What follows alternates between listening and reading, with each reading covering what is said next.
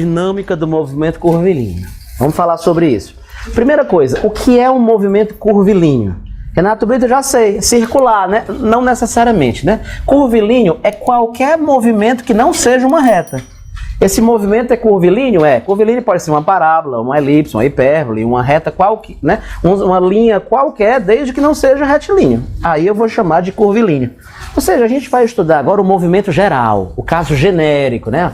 Que não é uma reta. Isso, que não é uma reta, beleza? Vamos fazer o seguinte, olha. Vamos pegar aqui um móvel que esteja descrevendo essa trajetória genérica. Renatinho, cara, se o carro vem correndo aqui em cima dessa linha, como é que a coisa funciona? Vamos lá, deixa eu desenhar aqui o carrinho. Veja só o que acontece, né? Ó, você deve se lembrar bem, né? Que eu fico o tempo inteiro insistindo no seguinte, ó. A velocidade do corpo em cada instante, né? Ela não aponta para onde o corpo está indo, não é verdade? Isso, professor Armário, só fala nisso. Pois é. A velocidade do corpo, Moi, em cada instante é para onde ele está indo. Então, por exemplo, olha, nesse instante aqui, professor, ele está indo para cá, ó. É.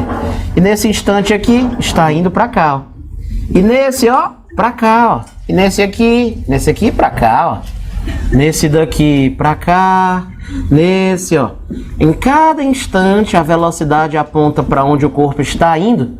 E aí tu percebe que sem querer ela acaba em cada instante sendo o que, pessoal, em relação à trajetória? Tangente, né, professor? É. Tangente. Isso, a velocidade, cara. Ela acaba, sem querer, sendo tangente à trajetória em cada instante. Professor, isso é uma coisa que eu vou ter que decorar? Não, cara, isso é intuitivo. Se em cada instante ela aponta para onde o corpo está indo, ó, nesse instante a bolinha está indo para lá. Mas nesse instante aqui, está indo para lá. Mas e agora? Não, agora ela está indo para cá. Mas e agora? Para lá, ó. Ah, e agora ela está indo para onde? Para cá, ó, para cá, para cá. Em cada instante ela aponta para onde o corpo está indo naquele instante.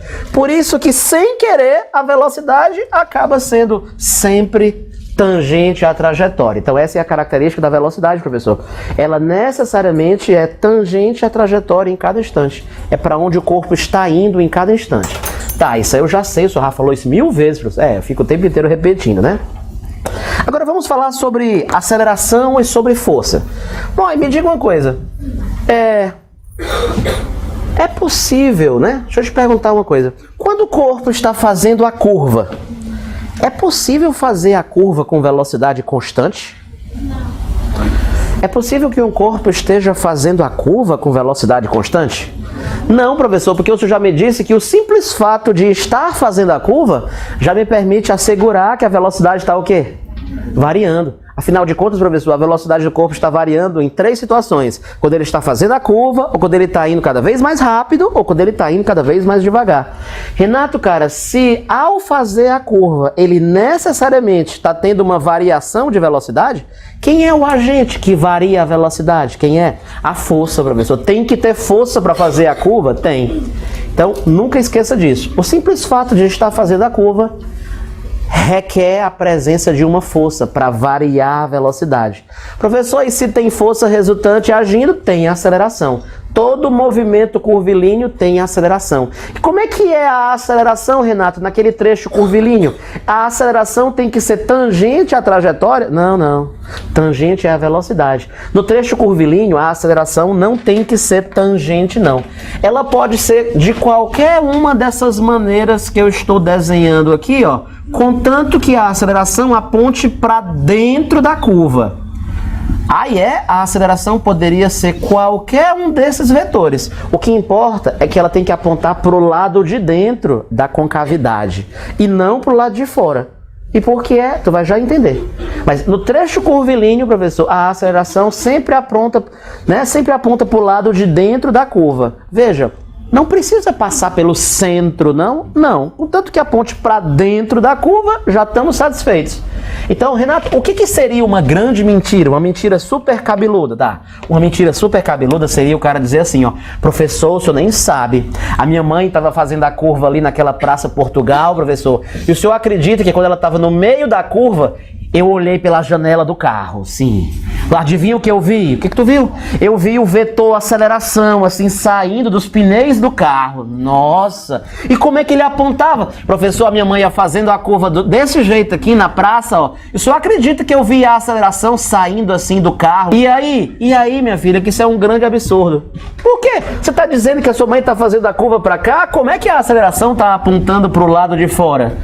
Qual é o problema desse negócio, professor? Minha filha, se a aceleração apontasse para o lado de fora, a curva seria feita, era para o lado de fora. É mesmo, né? Ou seja, não tem nada a ver, cara.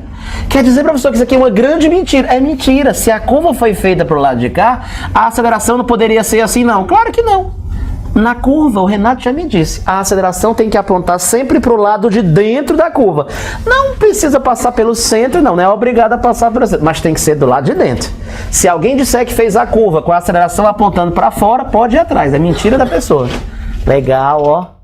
Então, recapitulando, o Renato Brito falou que para fazer a curva, necessariamente tem força na jogada. E necessariamente tem aceleração.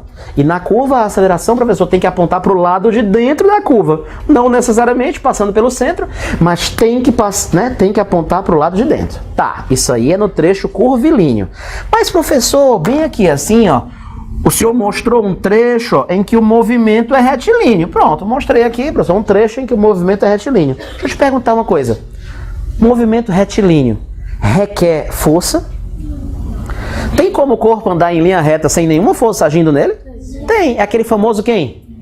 MRU. Ah, professor, então para andar em linha reta não precisa de força, não? Não. Uma das possibilidades do movimento retilíneo é não ter força nenhuma. Ah, não ter força, não ter aceleração. Uma das possibilidades é o tal do MRU. Ou seja, o Renato está me dizendo que no trecho retilíneo nem é obrigado a ter aceleração. Mas se tiver, a aceleração tem que ser paralela à velocidade, podendo ser a favor ou contra. Mas tem que ser paralela à velocidade, podendo ser ou a favor da velocidade, no movimento acelerado, ou contra ela. No trecho retilíneo pode até nem ter aceleração, né? Mas se tiver, ela tem que ser paralela à velocidade, podendo ser a favor ou contra. Então, aqui eu te dei um panorama geral de como é que fica a velocidade e a aceleração no movimento qualquer. Eu vi, professor, que no trecho curvilíneo, com certeza tem que ter aceleração e ela aponta para dentro da curva. Beleza. No trecho retilíneo pode até nem ter aceleração. Mas se tiver, ela tem que ser paralela à velocidade, podendo ser a favor ou podendo ser contra. E a velocidade, professor? A velocidade é sempre tangente à curva em cada instante. Então eu te dei um panorama geral do movimento, só assim uma ideia geral. A gente vai aprofundar mais agora.